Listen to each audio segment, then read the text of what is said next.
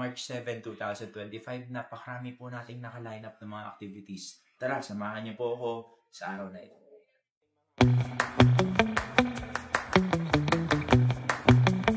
Lamang po ang hangarin ng Team Sulong at hangarin ng mga Ilagueño ang magkaroon tayo ng isang progresibo at mas maginhawa na buhay dito sa lungsod ng Ilagan, lalong-lalo na for us to be a livable city for the year 2030.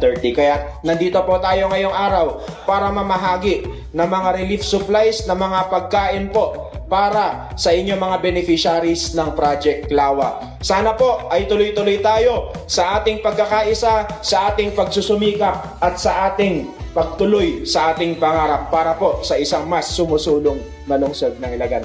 Manena po itinagan ni Mayor J. Diaz, ken itinagan tiyam amin nga miyembro ti Team Sulong, agyamyaman kami iti partnership with the DSWD, ken syempre kayat mi nga kablawan kayo na imbag nga bigat, and to God be all the glory. Sulong pa lungsod ng Ilagan.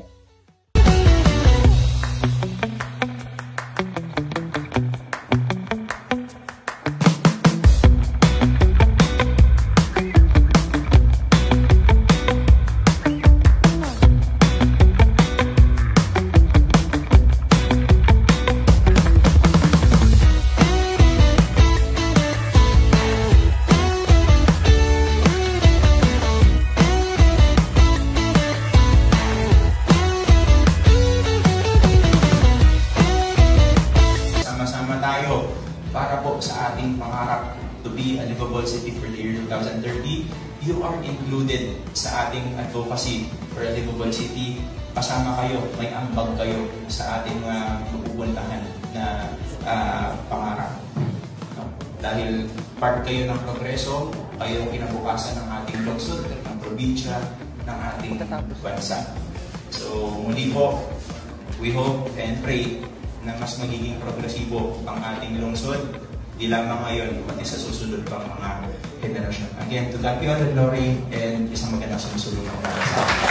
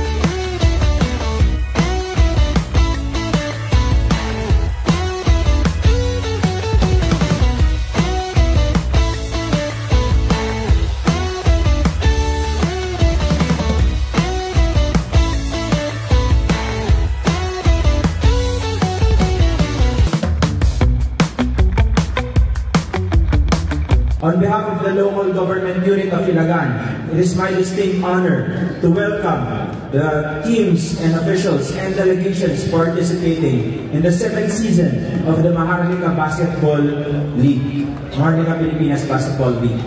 We are really grateful to Senator Manny Pacquiao and Commissioner Kenneth Teremdes for believing in our community and for allowing the Ilagan Isabela Cowboys to be part of this prestigious league, and for granting our request to host the opening games right here in the city of Ilagan.